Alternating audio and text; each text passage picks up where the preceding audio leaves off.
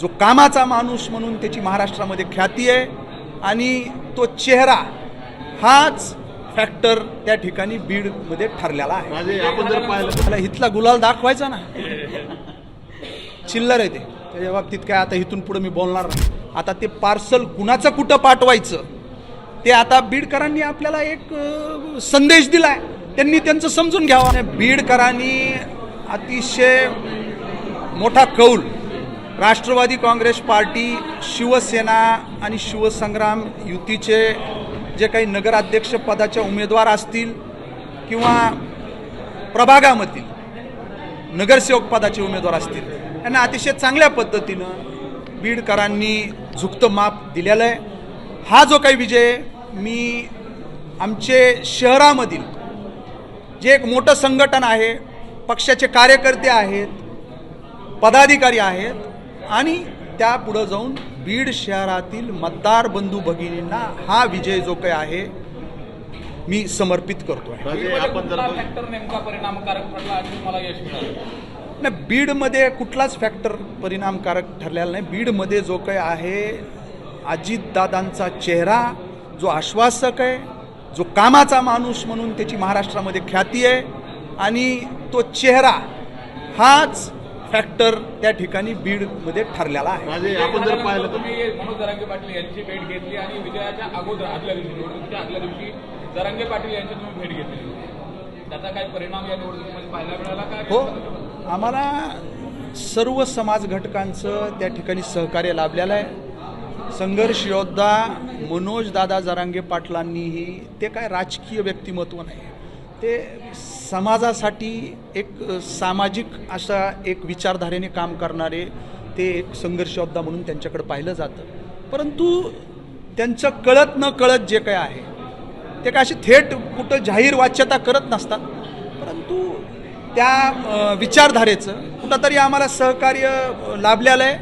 त्या समाज घटकाचं जे आहे आम्हाला पाठबळ लाभलेलं आहे आणि तो एक महत्त्वाचा आमच्यासाठी एक हे ठरलेलं आहे, विजयामध्ये एक वाटा आहे.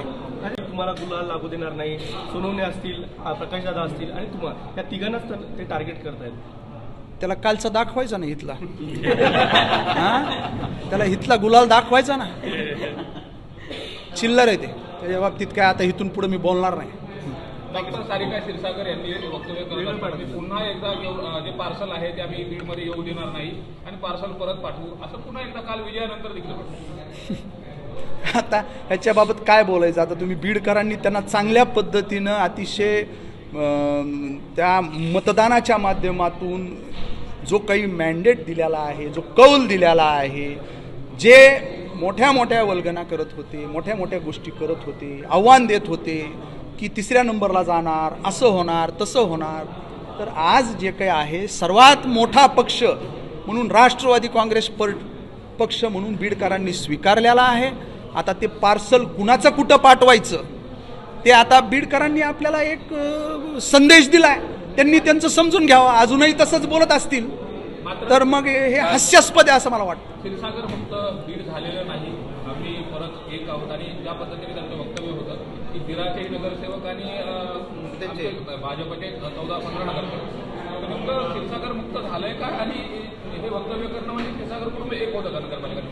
अहो, ते पहिल्यापासून एकच आहे. विचारधारा आपल्या सोयीनं त्या ठिकाणी बदलणारे हे लोक आहेत.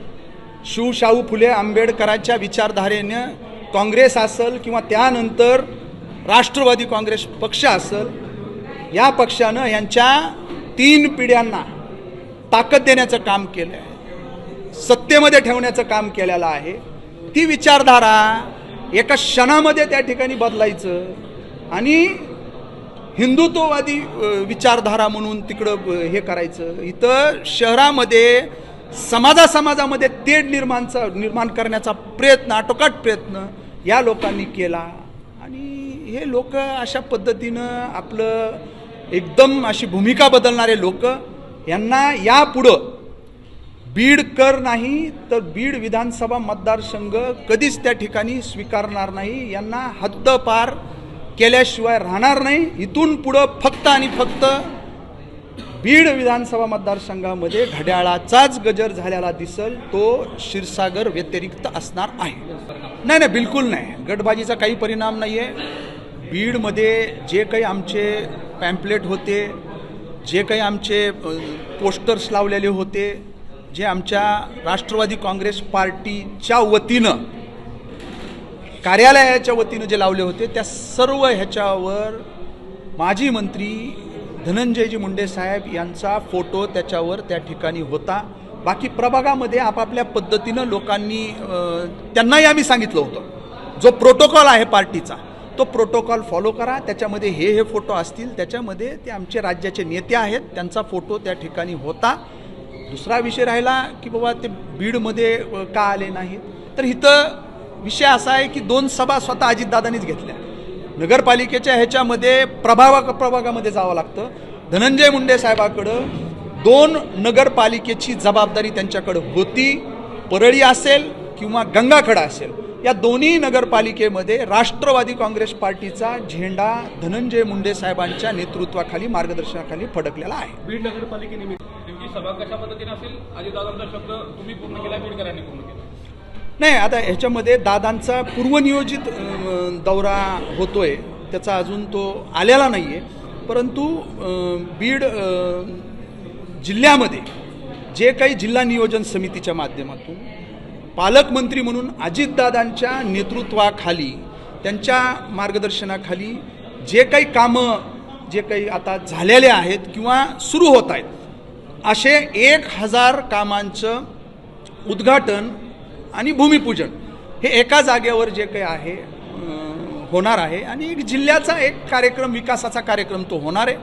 तो कार्यक्रम अजून आलेला नाही दादांचा कार्यक्रम आल्यानंतर हा सत्काराचा काही कार्यक्रम आपल्याला करता येईल का, याचं आम्ही नियोजन करू आणि आपल्याला कळू. नाही, आज काही सांगता येणार नाही. आता ह्या गोष्टी सगळ्याच आपण जर का जाहीर याच्याबाबत जर आपण वाच्यता केली तर ते चुकीचं होईल. कुछ बातें अंदर की बातें होती है की तशी आतच राहिली पाहिजे. योग्य वेळी आपल्याला दिसेल काय कशा पद्धतीनं आम्ही जे काय आहे बीड नगरपालिकेमध्ये, बाकी स्थायी समिती असू द्या, विषय समिती असू द्या किंवा उपाध्यक्ष असू द्या, हा राष्ट्रवादी काँग्रेस पार्टी आणि युतीचाच होणार आहे. महाराष्ट्रातील सर्व बातम्यांचे विश्वासार्ह व्यासपीठ, सकाळच्या सर्व सोशल मीडिया प्लॅटफॉर्मला लाईक, फॉलो आणि सबस्क्राईब करा. तसंच सर्व नोटिफिकेशनसाठी बेल आयकॉन प्रेस करायला विसरू नका.